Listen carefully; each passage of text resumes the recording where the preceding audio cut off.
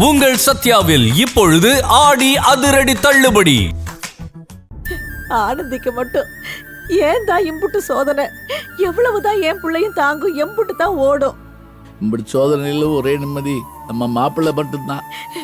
அவர் மேலேயும் இப்படி ஒரு பழி வந்து சேரும்னு நினைச்சு கூட பார்க்கல. ஏங்க என்னங்க செய்ய போறோம்? எதுவும் செய்ய வேணாமா.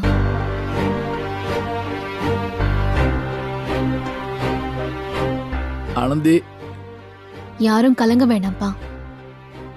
என் புருஷன் எந்த தப்பும் பண்ணல. அவருக்கு எதுவும் ஆகாது. சீக்கிரமே அவர் வெளியே வரதையும் போறாரு. நீங்க அவரை பத்தி கவலைப்படாம தைரியமா இருங்க. மாமா, எனக்கு ஒரு ஆட்டோ ஏற்பாடு பண்ணுங்க. நான் வீட்டுக்கு கிளம்புறேன். என்னது, வீட்டுக்கு கிளம்புறியா? என்ன ஆனந்தி, விளையாடுறியா? இதுல என்னக்கா விளையாட்டு இருக்கு? நான் என் வீட்டுக்கு போனோம்ல. ஏம்மா ஆனந்தி, மாப்பிள்ளையோட அம்மா கோயில்லயே அந்த ஆட்டம் ஆடிட்டு போயிருக்கேம்மா. கோர்ட்ல நீங்க பாத்துருக்கணும். பேசக்கூடாத பேச்செல்லாம் பேசினாங்க. நம்ம வீட்ல பொறுமையா இருக்கிறவனே வேலுதான். அவனே சண்டைக்கு போயிட்டான்பா. ஏன் தான் ஆனந்தி, இப்படி ஒரு சூழ்நிலையில நீ எப்படித்தான் அங்க போய் இருப்ப? நீ அங்க போய் இருக்கிறது அப்புறம். முதல்ல அந்த அம்மா உன்னை வீட்டுக்குள்ள விடுவாங்களான்னு கூட தெரியலையே. அது எப்படி விடமாட்டேன்னு சொல்லுவாங்க மாமா? அதானே என் வீடு.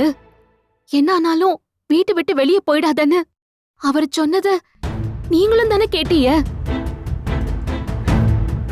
அதெல்லாம் சரிதான் ஆனந்தி, நான் இல்லைன்னு சொல்லல. ஆனா நீயே சொல்லு, அன்பு கூட இருக்கும் போதே உன் அத்தையும் அந்த துளசியும் உன்னை அம்பிட்டு கஷ்டப்படுத்துவாங்க. நீ பாரு, நீ தனியா அந்த வீட்டுக்கு போய் இருக்கிறது உனக்கு பாதுகாப்பு இல்ல ஆனந்தி. எப்படியும் சகல நாளைக்கு வந்துருவார்ல, அதுக்கப்புறம் நீ அங்க போ. ஆமா ஆனந்தி, மாப்பிள்ள சொல்றதுதான் சரி.